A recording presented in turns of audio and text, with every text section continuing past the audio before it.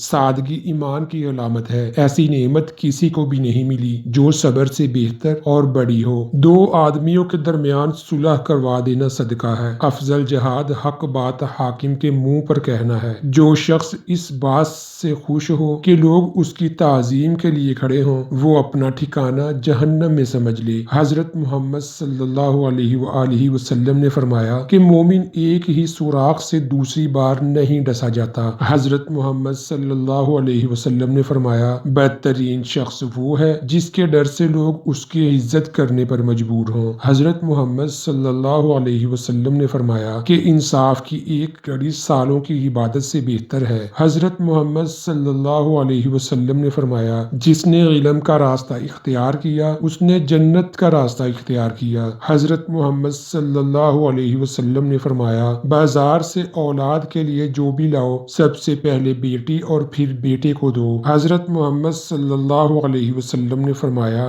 جہالت افلاس کی بدترین شکل ہے۔ حضرت محمد صلی اللہ علیہ وسلم نے فرمایا، اپنی محنت کی کمائی سے بہتر کھانا کسی شخص نے کبھی نہیں کھایا۔ حضرت محمد صلی اللہ علیہ وسلم نے فرمایا، خاموشی بہت بڑی حکمت ہے۔ حضرت محمد صلی اللہ علیہ وسلم نے فرمایا، میانہ روی اختیار کرنے والا کسی کا محتاج نہیں ہوتا۔ حضرت محمد صلی اللہ علیہ وسلم نے فرمایا، رونا دل کو روشن کرتا ہے۔ حضرت محمد صلی اللہ علیہ وسلم نے فرمایا، زبان سے اچھی بات کے سوا کچھ نہ کہو۔ حضرت محمد صلی اللہ علیہ وسلم نے فرمایا کہ جو شخص اللہ سے ڈرتا ہے وہ بدلہ نہیں لیتا۔ حضرت محمد صلی اللہ علیہ وسلم نے فرمایا کہ اپنی کمائی پاک رکھو، تمہاری دعا قبول ہوگی۔ فصاحت و بلاغت کے پیکر اور بے مثال ادیب عرب حضرت محمد صلی اللہ علیہ وسلم نے ارشاد فرمایا کہ مجھے جوامع الکلم سے نوازا گیا ہے۔ صحیح بخاری، جس کا حاصل یہ ہے کہ آپ صلی اللہ علیہ وسلم چھوٹی سی عبارت میں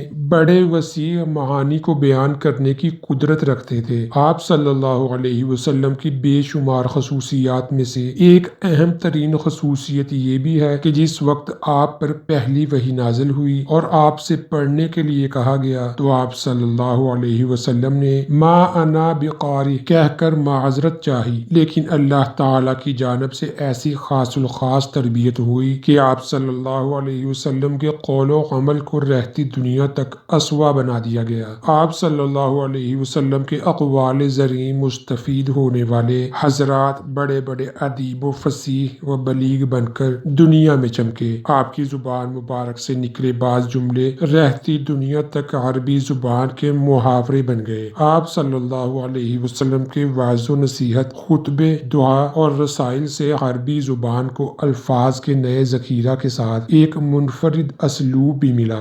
حضرت محمد صلی اللہ تعالی علیہ وآلہ وسلم نے فرمایا، صرف 3 جگہ پر جھوٹ بولنا جائز اور حلال ہے۔ آدمی اپنی بیوی سے بات کرے تاکہ اس کو راضی کر لے، جنگ میں جھوٹ بولنا، لوگوں کے درمیان صلح کرانے کے لیے جھوٹ بولنا۔ کسی شخص کے دل میں ایمان اور حسد اکٹھے نہیں رہ سکتے۔ ایماندار وہ ہے جس سے لوگ اپنے مال اور جان محفوظ سمجھے۔